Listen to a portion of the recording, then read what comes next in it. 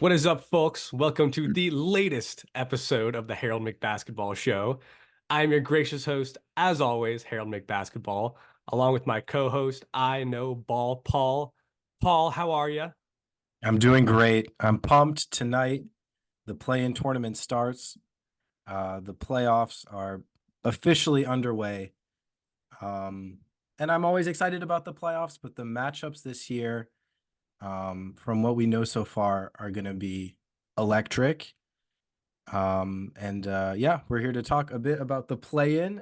Maybe we'll do a bit of the first round matchups from the ones that we know are already set.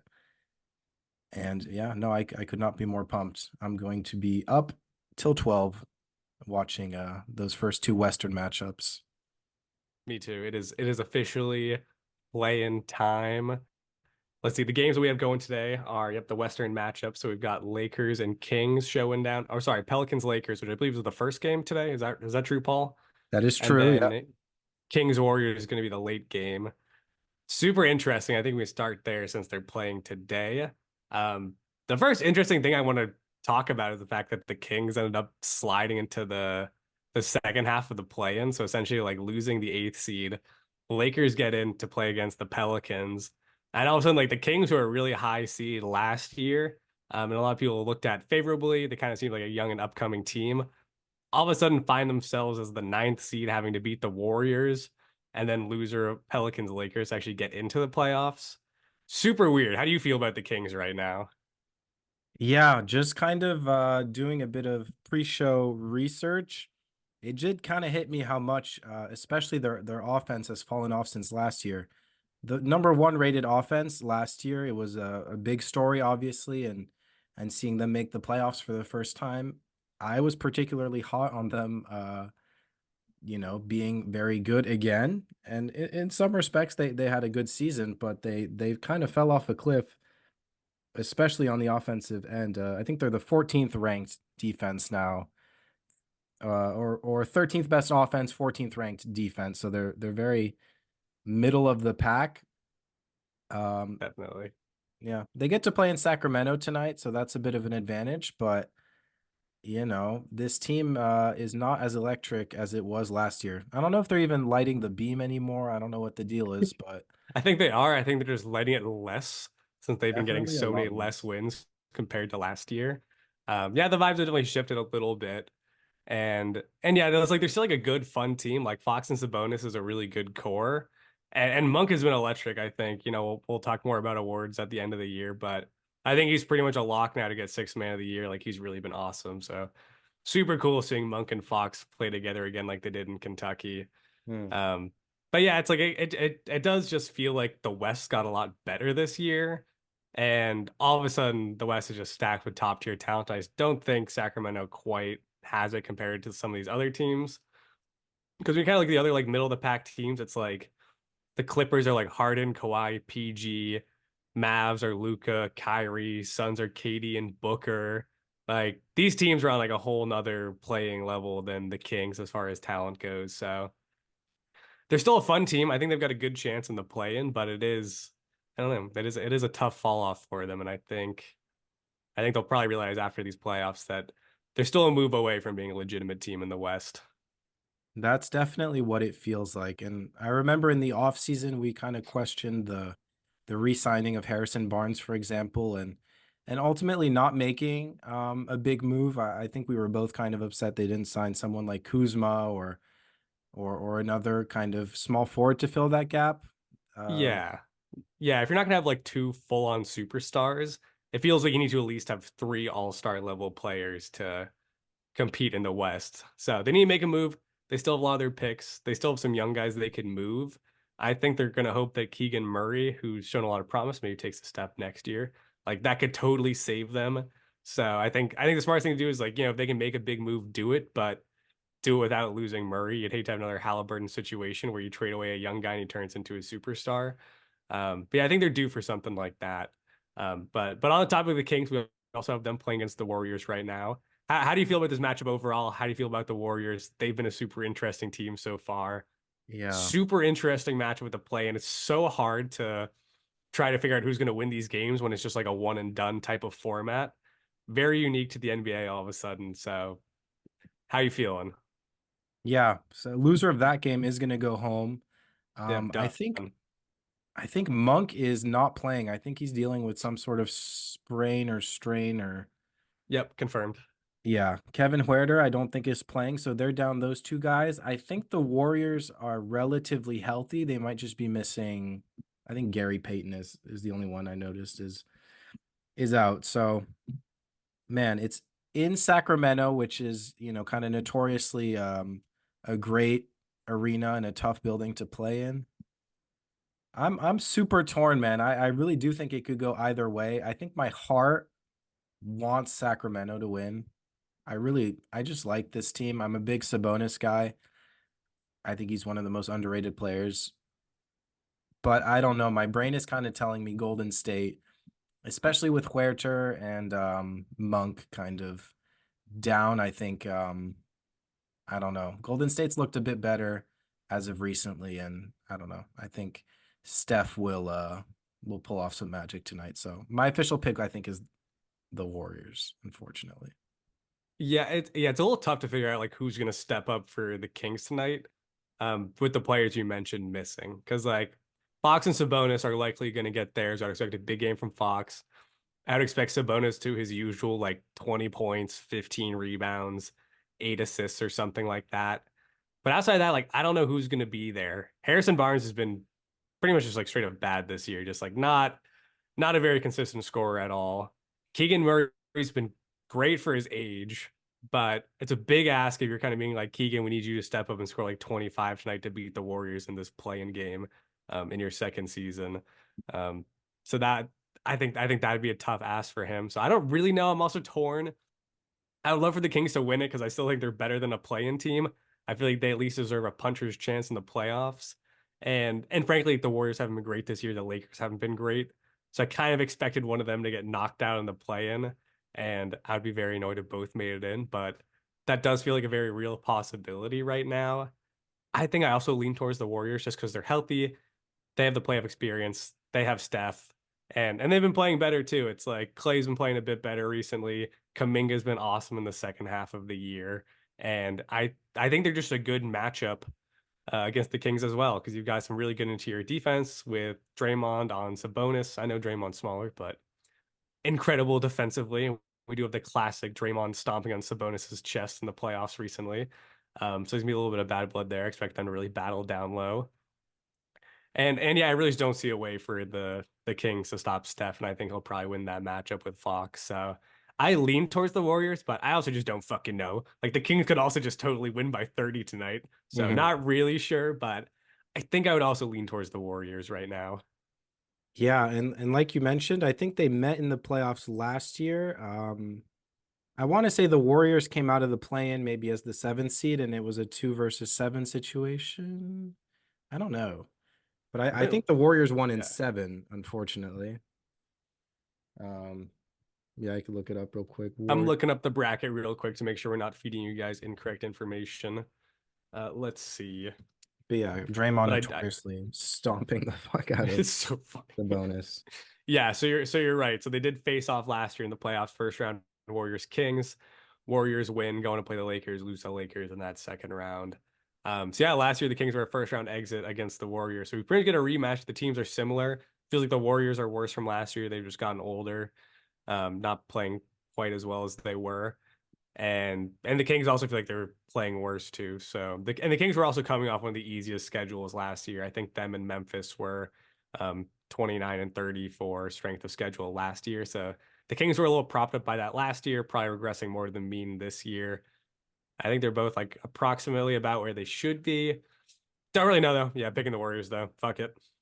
Yeah, I'm picking the Warriors, but again, I'm rooting for the Kings. I'd like to see them get their revenge, and yeah, I'm always rooting against Draymond and company. I like Steph.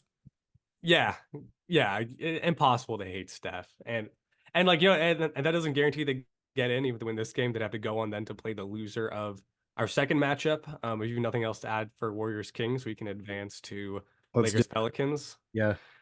And so also interesting matchup. Loser of this is going to go on to play winner of Kings, and Warriors. And the winner of this matchup between Lakers and Pelicans is going to lock up the seventh seed.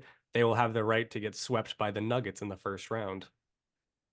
Yeah, I'm pretty sure whoever wins this game is going to get demolished by the Nuggets. It's such a weird spot, like because like looking at the standings right now, like you'd much rather be the eighth seed and play the Thunder than play the Nuggets.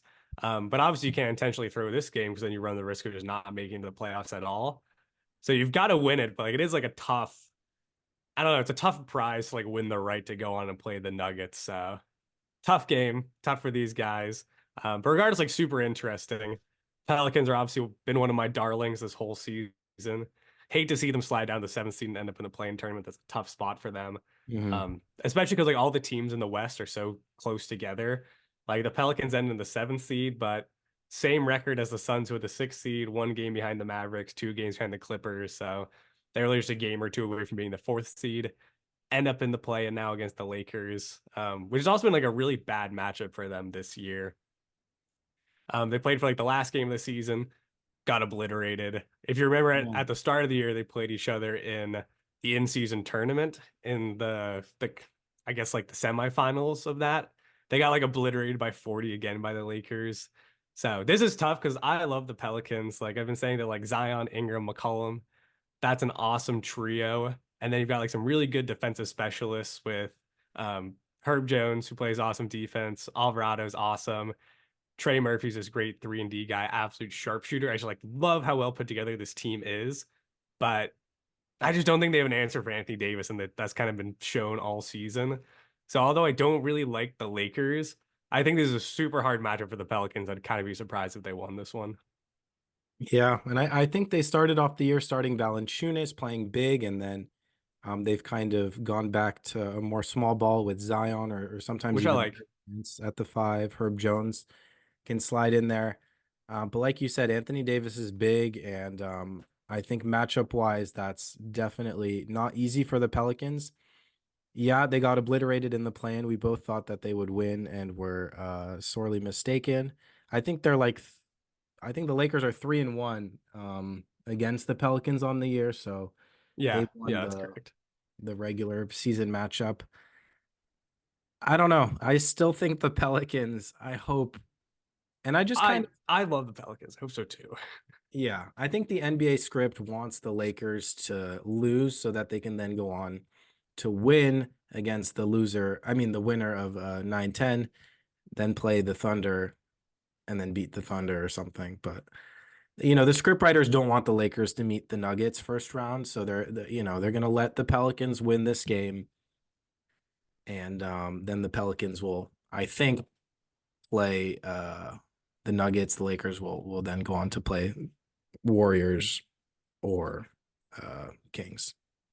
I don't know because I think the script writers would love to have the Lakers and Warriors both make the playoffs. Hmm. So in order for that to happen, have the Lakers win this matchup. I know tough matchup against the Nuggets, but then they can have Warriors beat the Pelicans. Then all of a sudden, Golden State, Lakers, LeBron, Curry, both in the playoffs. Very box office. San Francisco and LA are both in the playoffs. I just think the league would love that. So it's kind of tough to figure out what the script makers are going to do. Yeah. But from my perspective, I would love to see the Pelicans still make it because I think they're awesome. But they do have some tough matchups though, because yeah, Valanciunas is just like as great as he is offensively, he's an awesome bruiser. He's just like he's really just not a good enough defensive center. So that might be where they need to try to upgrade in the future. Because like it's gonna be a bad match against Davis, and then if they do win tonight, then it's gonna be another really bad matchup against Jokic. So as much as I love the Pelicans, I just think they're in such a tough spot where they need to go up against some of the best offensive centers in the league now. And I think that's kind of gonna expose them. Yeah. Brandon Ingram, I think, is healthy, but he's kind of been ramping up. He's played the last 3 games after missing kind of a short period of time.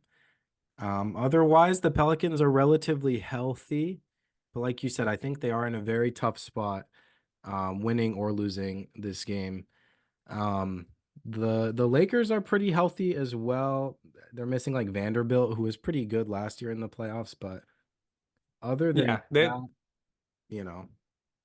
Yeah, they do some guys like fill in the holes, and the Lakers have been like they've been pretty good recently. D'Angelo Russell has been scorching hot since All-Star break. Like he's legitimately been playing super well. The shot's been amazing. The distributing's been amazing.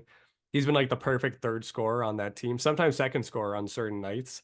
So I think not only is like Davis a hard matchup, I think the Lakers offense is going to be on, but we'll see because they also have a lot of scrubs that they play. So it's possible that those guys really just don't come through for them and the Pelicans could figure it out. But I do lean towards the Lakers right now for this matchup.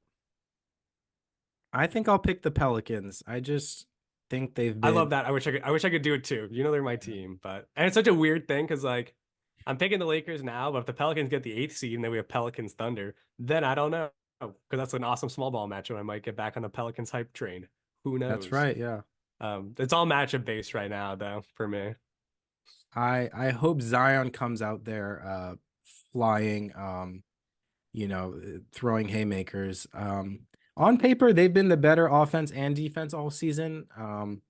Kind of a big asterisk there because the Lakers kind of tend to coast and then, it's tough to bet against the likes of LeBron and Anthony Davis in the playoffs, but I don't know. I think my heart is overriding my brain and I will take the Pelicans.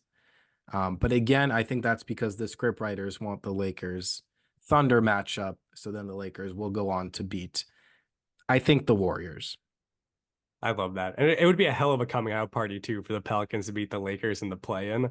Like that'd be an awesome story. Like, because I love when the young teams come up and beat the old teams. It always feels kind of like the passing of the torch. Hmm. So even though the Lakers have kind of been on a downside for a little while now, like that'd be really cool for the Pelicans. And although I don't like the match against the Nuggets, like I wouldn't, you know, totally count out them being competitive in the series. I think they could take two games potentially, but we'll see. They have to win tonight. Yeah. If Zion has the potential to just be unstoppable, and I really pray and hope we get to see some of that because yeah, his star power is crazy and he's been kind of dealing with what he's dealt with for the past few years. And it finally feels like he's had the season we've all been wanting. So come on, Zion, please destroy these Lakers and pass the torch, like you said, from the old to the new. That's what Yes, I hope to see. Zion looks very much like the superstar Zion we were expecting. Like this is like, you know, kind of what we expected after his rookie year where he looked so good. And he's been unbelievable, especially in the second half when they started doing more Zion at center. So who knows? Zion is a super explosive scorer. So is Ingram, so is McCollum. So it really just takes one of them catching fire to give them a good chance to beat the Lakers. So we'll see. I'm stoked, but we'll see what happens. Yeah, and I don't know. I still don't really trust the Lakers' depth. Obviously, they have a That is an strong issue. core. D'Lo is very streaky, but um, can look incredible at times. So we will see. Hopefully, Jose Alvarado pisses him off and kind of gives him a hard time all game. Yeah, they got great defenders on that team, but we'll see. We'll talk more about the Pelicans after that matchup. We'll kind of talk about how the play-in ends up at the end of the week, and also talk about some first round matchups. But let's go over to the East right now, where we have these games are all happening tomorrow, but we've got 76ers versus Heat, which is insane as like a play-in matchup, especially considering the Sixers were like the second or third seed pretty much like for the first half of the season until Joel Embiid got injured. Now they find themselves in the play-in. Tough consolation prize for the Knicks, who just got up to the second seed, essentially either having to play the Sixers or the Heat in the first round. Hmm. And then the next play-in matchup is going to be Bulls Hawks. A little less interesting. Maybe we start there, briefly talk about Bulls, Hawks, what to expect. Do you think any of them have a chance of actually sneaking into the playoffs? Take it away, Paul. I do not think that either of them really have much of a chance of sneaking in. Okay. I guess we're done then. That was it. That was Um, Bulls Hawks talk. I won't completely rule out. I wouldn't completely rule out the Hawks just because history has told us that Trey Young is electric in these type of games. Um, even against the Celtics last year, it's tough to admit, but we didn't have much of an answer for Trey, and then even DeJounte had some incredible moments, hitting some clutch shots. So, you know, we won that series in six, I think, but I think the Hawks, I think there's a world where they do make it out of the play-in, but after that, I don't know how frisky they can be. Um, the injury report says no Jalen Johnson, no Okongwu, and no Sadiq Bey. So that's like, Jalen Johnson especially has become a great player, rebounder, defender. So I think that's gonna sting, and that gives the Bulls a pretty good chance against this Hawks team that plays very little defense, and Jalen Johnson being and Okongwu being some of their only legitimate defenders. Yeah, they're definitely missing some big pieces, and although Trey has been electric, he is pretty much like just coming back from injury. I Also, don't know yeah, how many games he got in at the end of the year, but I think it three, I think, was it like one? Like I feel like was it three? Okay, but three like games. Yeah, it was really just a couple. So he's still a little bit ramping up. I'm sure he's still gonna be amazing. Like he's an absolutely effortless scorer and passer. So I expect good things from him, but I don't know. All season, the Hawks pairing of DeJounte and Trey has not worked great. Like I think their record was a lot better this year without Trey Young. So then you also mix in no Jalen Johnson, no Kongwu. As much as I hate the Bulls, I kind of think they might just win this, yeah, which is so weird to say because they're such a terrible team. They're so lifeless. I hate everything that they've been doing for like the last 4 or 5 years. No Levine. Levine is hurt. Dosunmu is also out. But I don't know. I think both these teams suck, and I think the Bulls might just win it. yeah. And a player like Vucevic, who's pretty horrendous defensively, and has his shortcomings offensively. Also, I think this is like the perfect matchup for someone like him. I don't think he's going to meet much resistance on the boards and in the paint. And on Yeah. top of that, Kobe White has been awesome. DeMar DeRozan is a great playoff performer too. So I think Yeah. I am Yeah. leaning Chicago, but I think it is a toss up. And if Trey Young does what he does best, I think the Hawks could easily pull it out too. Yeah. But they've got Caruso. Caruso's scrappy on defense. Maybe he locks down Trey Young. Who knows? I don't really know what to take from this game. I don't really think any of them have a chance if Hmm. they you know, whichever team comes out and wins this, I think they'll probably lose pretty easily to the Heat or the Sixers. Like that's both are disaster matchups for the Bulls because then all of a sudden Vooch goes from guarding Capella, good matchup because Capella doesn't really do much on offense, to then having to guard either Bam or Embiid, which would be disastrous, like worst possible matchups for Vucevic. Yeah. Not to mention those teams are just far and above more talented than the Bulls. And if the Hawks pull it out, I think it's kind of the same thing. It's like I think they're just not as talented, and then they also have the injuries they're dealing with. So I think I lean Bulls. I think it'd be kind of fun. Maybe like the management can be like, "Hey, we want to play in game. Like that's kind of cool. We did something with this team." Yep, and then get blown out, and then hopefully blow up the team this offseason. Yeah, it'd be funny if they used the play-in victory to once again justify keeping Yeah, they're like, see, we're just Lonzo Ball away. If Lonzo Ball comes back this year, who knows? Maybe we win that second game. Maybe we get the eighth yeah. seed. Once Patrick Williams reaches his potential and Lonzo Ball Uh, comes back, this team could be serious. oh yeah, it's coming. It's coming. The game is in Chicago, so that's another little advantage for the Bulls. Again, for me, it's truly a toss up. I'll pick the Bulls as my official pick. Um, man, I don't know. If you pick the Bulls, I'll pick the Hawks. In fact, I think, Sure, yeah, deal, deal. deal. But I think no Jalen Johnson really does hurt, especially as dynamic as he is as a four, as a defender, um, against the likes of DeMar and Colby on switches. So yeah, go Hawks. Quinn Snyder, great glasses, dresses well. I'll pick him. Yeah, I'm with that, and I do think that if Jalen Johnson was playing, I think it'd be a different story. I think if he was going, I would lean towards the Hawks in this matchup. But fuck it, I'm gonna pick the Bulls. Why not? Feels fun. Feels fun to pick the Bulls right now. Um, Anyway, I was more gonna say interesting matchup. trying to remember. The Bulls, I think, beat the Raptors and then might have lost to the Hawks last year in the play-in or some shit like that. Yeah, I forget exactly how the play-in went down last year. It was I remember DeMar's daughter screaming and oh ruining yeah.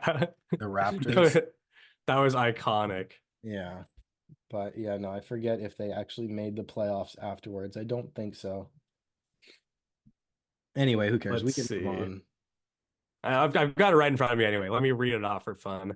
Sure. Let's see. So the first day was Atlanta beat Miami, Hmm. and then Chicago beat Toronto, and Yeah. then ultimately Miami beat Chicago to claim the eighth seed. And then go on to the NBA finals. Yeah, Yeah. awesome. But Bulls, yeah, they're looking for back-to-back round one play-in tournament wins. So let's see. Let's see if they can do it. Pathetic. Okay. Yeah, The gross franchise. All right, better matchup. The only play-in matchup that matters in the East. They don't quite have the same depth as the West to make that 9-10 matchup interesting, but probably the most interesting play-in matchup ever. We have 76ers Heat.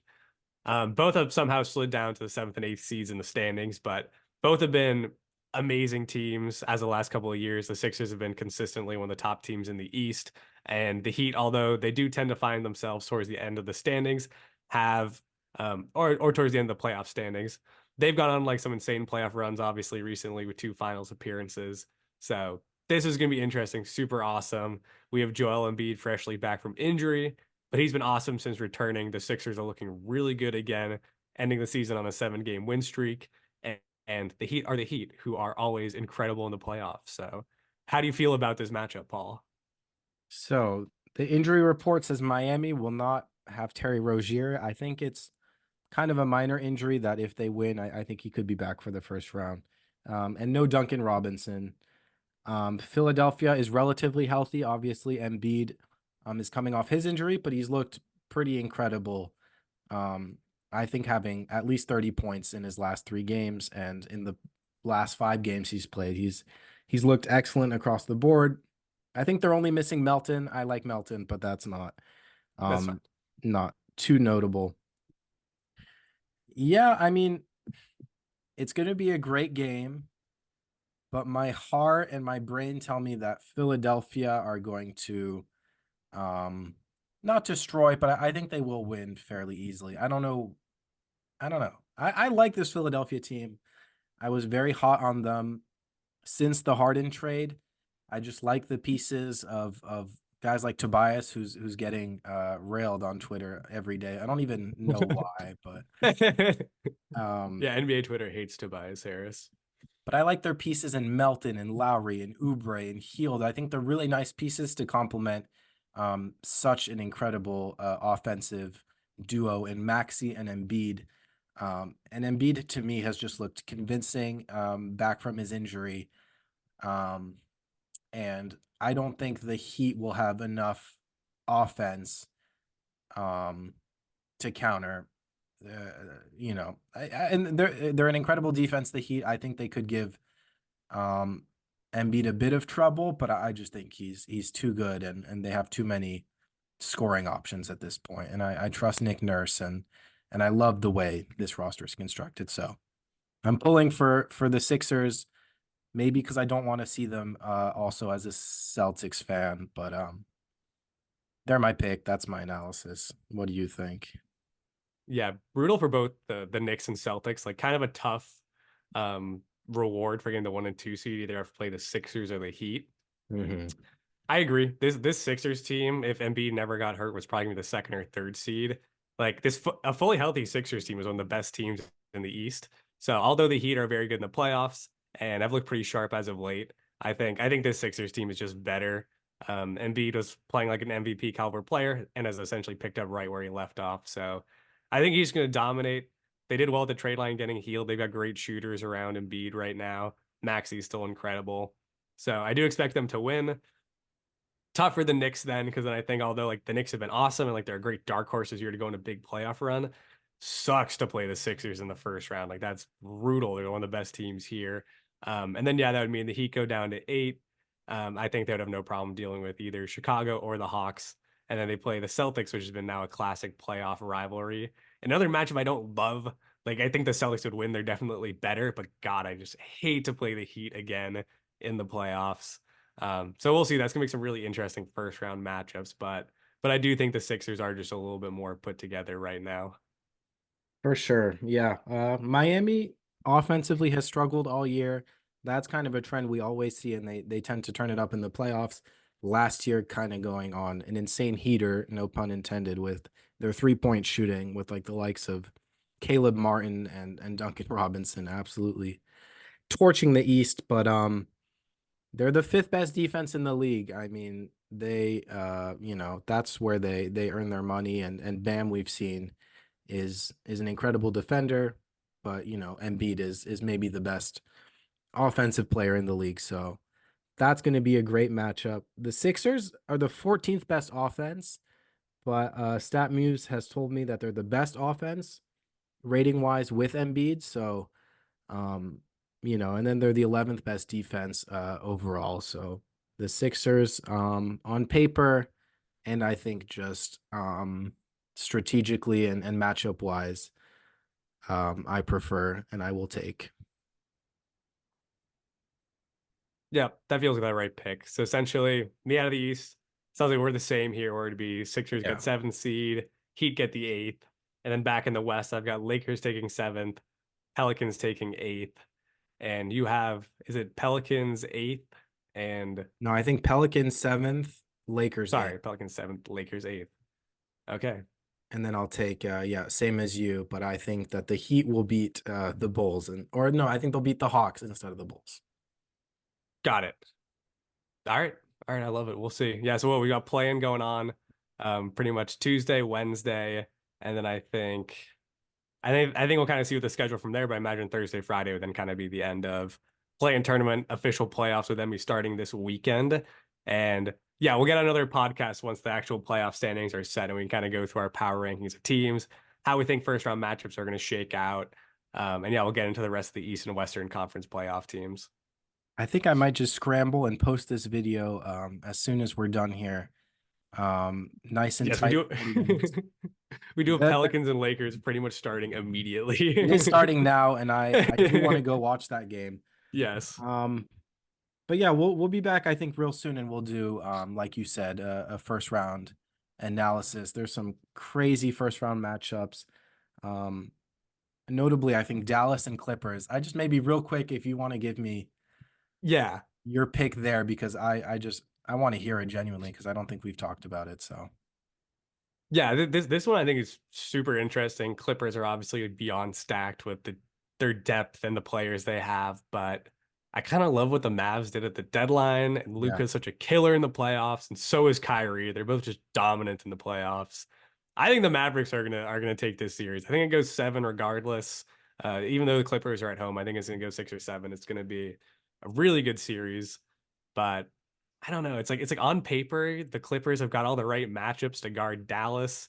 Dallas might not have all the answers on defense, but I don't know. I think the Mavericks are just going to do it. I think their high end talent is just too hard to stop.